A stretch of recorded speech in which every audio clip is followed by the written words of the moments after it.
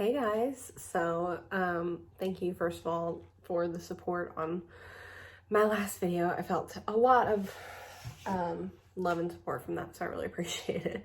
Second of all, I'm feeling a lot better today. My son's birthday went great. Everything's going well right now. He has a couple teeth in, but he is currently teething. 4 teeth are coming in all at the same time, so it's been a little bit rough. I'm working on 3 hours of sleep right now. Got myself some Starbucks and I'm just running on adrenaline, so we're doing good. Also, I got bangs. I decided to switch it up and I really, really like them. So, all that being said, yesterday I was working on another video. I was working on a request when a very good friend of mine, Chris, what up if you're watching, texted me some big news on a case. And I had actually been watching some TikToks on this case recently, which hopefully I'll be able to edit into this video. If they're still up, I'm going to save them and put a couple clips in. But of a woman, she had just had a baby recently and she was taking her baby on walks, and she lives near one of these locations that we're going to talk about. And she was able to film some of the stuff that went on that I'll touch on here shortly. So this is the story of the disappearance and most likely murder of Kristin Smart. Now, Kristin Denise Smart was born February 20th of 1977, and she was legally presumed dead May 25th of 2002. She is an American woman who is presumed to have been abducted and killed at the end of her freshman year of college, May 25th, 1996, on the campus of California Polytech State University. 3 fellow students escorted Smart back to her hall of residence after an off-campus party. Her death is an actively investigated missing person case. She was actually born in Germany to Stan and Denise Smart, both teachers, but her family relocated to the United States during her childhood, where she was raised in California. She was enrolled at Cal Poly, and on the night she disappeared, which fell on Memorial Day weekend, Smart attended a birthday party for a fellow student. At approximately 2 a.m. on May 25th, 1996, she was found passed out on a neighbor's lawn by 2 fellow students, Cheryl Anderson and Tim Davis, who had both just left the party. They helped Smart to her feet and decided to walk her to her nearby dorm. Another student from the party, Paul Flores, joined their group and offered to help the 2 return Smart to her dorm safely. Davis departed the group first, since he lived off campus and had driven to the party. Anderson was second to depart the group, heading to Sierra Madre Hall after she told Flores that he could walk Smart back to her dorm since he lived closer. Flores stated to the police that he walked Smart as far as his dorm, St. Lucia Hall, and then allowed her to walk back to her Muir Hall dorm by herself. This was the last known sighting of her. She did not have any money or credit cards at the time that she went missing. The University Police Department originally suspected that Smart had gone on an unannounced vacation, as was common among students over the holidays. And as a result, they were slow in reporting her as a missing person to local law enforcement. Although her body was never discovered, what might be Smart's earring was found by a tenant at the former residence of Paul Flores' mother. This earring was not marked as evidence and has since been lost by the police. Between 1996 and 2007, various searches for her remains and other evidence were conducted, some using police dogs trained to detect the scent of human remains, cadaver dogs, including searches of properties owned by the Flores family. No useful leads were found for nearly 2 decades. On September 6 of 2016, officials from the San Luis Obispo County Sheriff's Office announced that they were investigating a new lead in the case. Cadaver dogs from the FBI were brought in, and investigators were preparing to spend approximately 4 days excavating an area on the Cal Poly campus. After 3 days, items were found at all 3 dig sites located on some hillside near Smart's dorm. A spokesman for the sheriff's office said the items are being analyzed to see whether they are connected to the case, which could take days, weeks, or months. The items uncovered were still being investigated as of 2020. I say were because we've hit a big update in the case. Smart was declared legally dead on May 25th of 2002, on the 6th anniversary of her disappearance. Her parents, Denise and Stan Smart, took a civil case of wrongful death against Flores, one of 3 students who walked Smart to her dorm. Flores has denied any involvement in the disappearance, and the Flores family had also filed a lawsuit against the Smart family for emotional distress, which I think is absolutely ridiculous. Even if you were wrongfully accused, I'm not going to go sue some family who lost their daughter and who is acting on, probably emotion if they're wrong about me. I'm not going to go sue them for emotional distress. Excuse me. The FBI had Smart's case on file as a high priority missing person investigation, with a reward of $75,000 for information to finding her or resolving her case.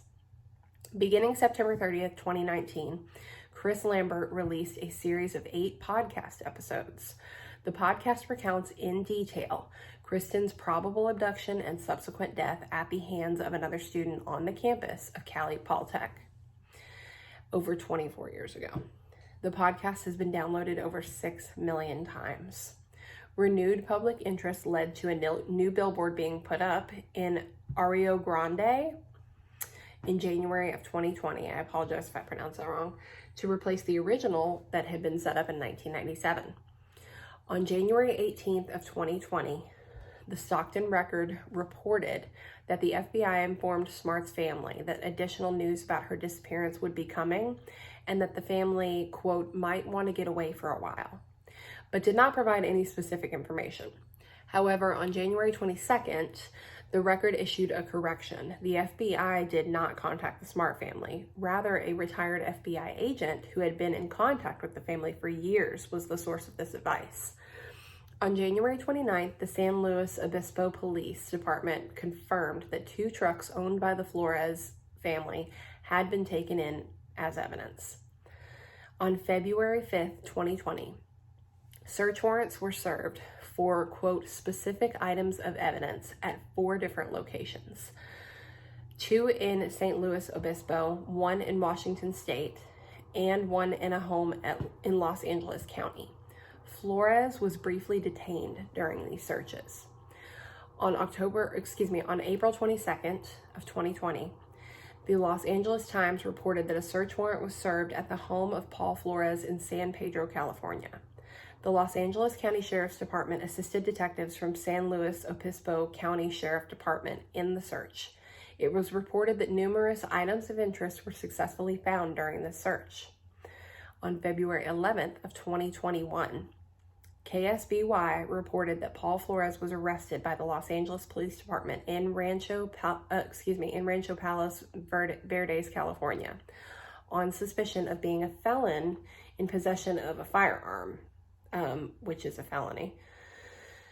And on March 15th of 2021, just a month ago, almost exactly a month ago, a search warrant was issued to search Ruben Flores' home, who was the father of Paul, including the use of cadaver dogs and ground-penetrating radar. This is where, if I can, I'm going to edit in some TikToks. I am walking over to Ruben Flores' house. I live across the creek from him. And Ruben Flores is the father of Paul Flores, who is the only suspect in the disappearance of Kristin Smart. In 25 years since her disappearance, they've never, ever dug up the yard of Ruben Flores or Susan Flores. And today, finally, they are digging it up. So I grew the balls and asked if I could walk up here. So I am currently right next to the house. They are using ground-penetrating radar right in the back of the house. So I'm going to film that in just a sec.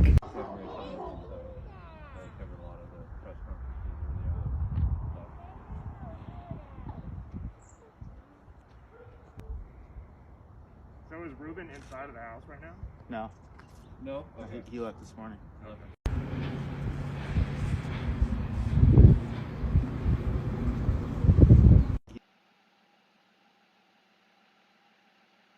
Okay, maybe the dog alerted because now there is a person with a forensics team coming over with gloves and a camera. So it looks like they're going to be documenting some evidence. An older model Volkswagen was being towed from the home of Ruben Flores after cadaver dogs searched the vehicle. On April 13th of 2021, yesterday, Paul and Ruben Flores were taken into custody by San Luis Obispo County police officers in relation to the case. Ruben Flores was booked into the San Luis Obispo County Jail shortly after 9:30 a.m. on a single charge of being accessory after the fact. The 80-year-old's bail is set at $250,000.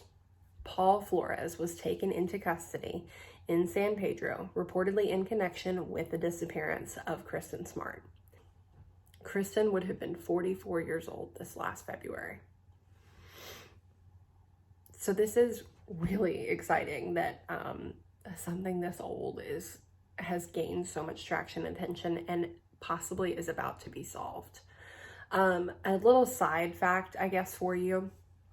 During the Laci Peterson murder investigation, there were unfounded rumors in the media that Laci's husband, Scott Peterson, had something to do with Smart's disappearance due to their simultaneous attendance at Cal Poly. There was a brief inquiry into whether Peterson was tied to the disappearance, with Peterson denying any involvement, and he was eventually ruled out as a suspect by the police. I also did want to mention that Smart's disappearance and slow response by the campus police resulted in the Kristin Smart Campus Security Act being written and sponsored by State Senator Mike Thompson, passed 61-0 by the California State Legislature, and signed into effect by then Governor Pete Wilson in 1998. The law took effect in 1999 and requires all public colleges and publicly funded educational institutions to have their security services make agreements with local police departments about reporting cases involving or possibly involving violence against students, including missing students. So that's very important and something great, I think, in her honor, that hopefully nothing like this will be slow to be reported ever again. But how exciting and how amazing that it looks like justice might be served. I don't buy his story a bit from the get-go. Why would, if she's passed out on a lawn drunk, she's that drunk and she can't walk and she has 2 other people helping her, and you come along to help, why would you then only walk her to your dorm and then just be like, you've got it, you can find your way home? I just think that was not very helpful and I don't buy it. So that is the story of Kristin Smart. Hopefully justice will be served. Hopefully her family can get some resolve from this, and we'll see what happens. Thank you guys for watching. If you like this video, please hit the thumbs up button below. If you have any suggestions for videos, true crime or otherwise, leave those in the comments below. If you want to see more, please hit the subscribe button. I upload new videos every other Wednesday. And other than that, I will see you guys in a couple weeks.